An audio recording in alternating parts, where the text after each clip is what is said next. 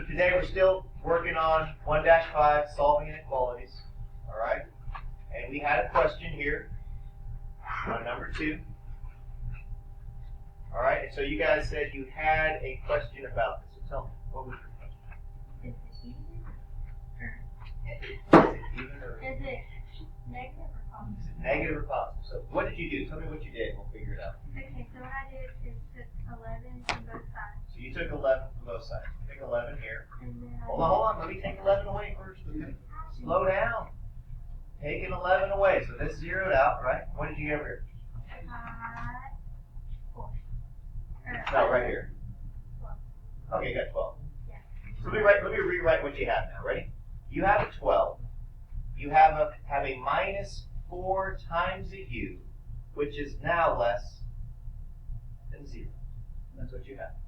Okay, what did you do next? Then I added 4 to both sides. Okay, so you took this 4u and you went, you know what? I'm going to add this 4u. So a negative 4u was less, right? But now if you add 4u, look what happens. Now you've moved it across, so that kind of changes the way the symbol is, right? So now what do we have left? We've got a 12, right? This right here zeroes out. We've got a less than sign, and then we have a 4u. But what I want you guys to do is I want you to understand how to rewrite this with the variables not on the right, but the variables on the left. So watch what happens. If I take the 4u, look what the mouth is, the inequality, right? It's opening up, right? So we have to keep it going in the same position as it was before. So I want you guys to understand, I'm going to highlight. This one right here, 12 less than 4u, is the exact same as 4u is greater than 12. These mean the exact same. But when we're doing things in set builder notation, where do I want the variables? On the left or the right? I want them on the left. So what's the last step we would have to do for this problem? Divide both sides by 4. So u would be greater than 3. Okay? You did something different, right? But you probably got the same answer. Yeah. You did something different. So listen, we're going to do it. What did she do that you didn't do? She added what? The u's across, but you divided by a negative sign probably, right? So we're going to do it your way so that students can see both ways is okay. So what's our final answer here, though? Our final answer is the set of all u values such that all of my u's are going to be greater than a 3. So that's your answer in set builder notation. So that's one of your answers. Now we're going to go up here and graph it, Shane, and then we're going to do it your way and show that you get the exact same answer. Because the cool thing about math is there's more than one correct way sometimes to solve a problem. Now, are we going to have an open or a closed-in circle? We're having open, right? So right here at 3, we're going to have an open. And what does that open mean? It means we do not include that number. It's not included. It's kind of left out. All right? It's like, I'm sorry, you're not invited to the party. Which way? Yeah, shade to the what? Shade to the right. Okay? Why? Because it says u is what? U is greater than 3. So what are all numbers that are greater than 3? They're going to be all these numbers over here. Now, Shane, can you help me out? We're going to solve the exact same problem, except we're going to do it your way. All right? So what's the very first thing that you did, Shane, on this problem? So you subtracted a 23, and you subtracted a 23. And so this is a 0. Now you have a negative 4u is less than a negative 12. But then what was your final step? You divided both sides by a negative 4. But wait. Whenever you divide an inequality by a negative, what happens to the sign? It flips. So you got the same answer, but you divided by a negative instead of adding or subtracting the variables across. Now, do you guys remember why we do this? Give me a number, any number there, Brandon. Give me any number in the whole whiteboard. 6. Would you agree 6 is greater than a negative 3? Correct. All right. However, if I do the same thing to both sides, if I multiply this side by a negative and this side by a negative, whatever you do to the one side of the inequality, you have to do to the other side. All right. But now, what's a negative times a 6? That's a negative 6. What's a negative 3 times a negative? That becomes a positive 3. But guess what? The symbol, in order to make this statement true, 3 has to be what? Greater than the negative 6. So look what happened. What happened to the sign? In order to make the statement true, you had to do what to it? You had to flip the sign.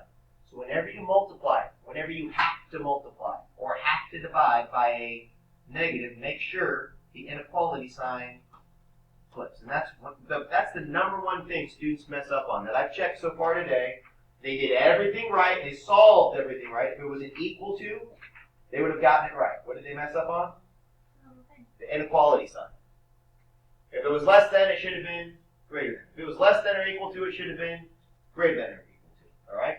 Now, I'm kind of nice. On those, I usually just mark half off. But there are some mean math teachers out there that if you mess up on the inequality sign, what are they going to do? Boom! They're going to take the whole thing. All right? All right, we're working on number 9. Here's an example problem. I'll work all the way through it. Shane, what do you think the first thing we're going to do is? That's right, we're going to distribute. We're going to distribute this 9 to the 2r and the 9 to that negative 5. All right? So, we're going to be left with 18r minus 45 minus 3 is less than 7r minus 4. Before I do anything else, what I'm going to do, everybody, is I'm going to combine our like terms. There's our like terms. Negative 45. Think of it as like money. Like, oh man, I owe somebody $45. Then, oh, I owe them $3 more. Now how much do you owe them? You owe them 48, which hopefully you don't owe me $48. You could buy a lot of pizza for $48. I owe more. Owe more than that? Oh man. Well, whatever you do, don't tell us what you did to owe somebody that. Yeah, I'm not. Good, because you're being recorded right now. All right, so at this point, Shane, we have to decide, where do you want your variables? Do you want them over here on the left-hand side over here?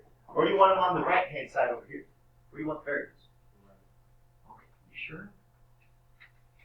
Okay, here's what would happen if we moved them to the right. Here's what would happen. I would take away 18r, and I would take away 18r, and guess what? How many r's we're going to have over here? Negatives. So you know what I'm going to do? I'm going to veto that. I'm sorry. I'm going to have to veto. So we're going to move. I'd like to move all our variables to the left. So we're going to take away 7r and take away 7r. Now, you could move them to the right. We're going to be left with a negative amount. So we have a 0 here.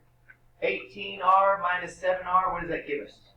11 r's. Minus 48 is less than a negative 4. Just notice all I did was bring down that negative 4. Okay? So now we have all of our r's isolated on one side. Well, what do we have to do? We got to get all of our constants, right? We gotta add 48. All right, let's do it. Add 48 to this side.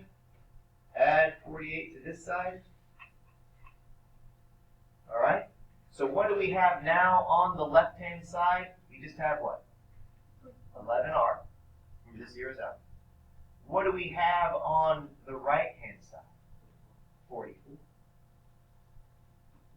So you have 11 times a number is less than 44. And the final step is simple, right? That's right. Divide both sides by 11. And r is less than 4. Now, we have to write this in what type of notation? Set builder notation. So, you're going to write your answer like this. You're starting the set of all r values, such that all of your r values that is part of the solution are going to be less than a 4. So all I want you guys to do, notice all the numbers aren't written here. So just say, I'm going to make that the 4, which means the number to the right would be a 5. The number to the left would be a 3. You don't have to write all of them. Just one to the right, one to the left. What are we going to put right here, Jake? Okay. Because we're not including it. It's not invited to the party. So sad. Okay. All right. And how are we going to shade our answer? To the left or to the right? Left is correct. All the numbers that are what? Less than 4 are answers that work. And remember, right now, all we're doing right now is our domain that we're using, all right, is going to be all real numbers. That's why we're shading everything. We're including all the real numbers, all the ugly little numbers between a 3 and a 4. All right, all of them. That's why we're shading them. Okay. So there's a couple of examples. All right.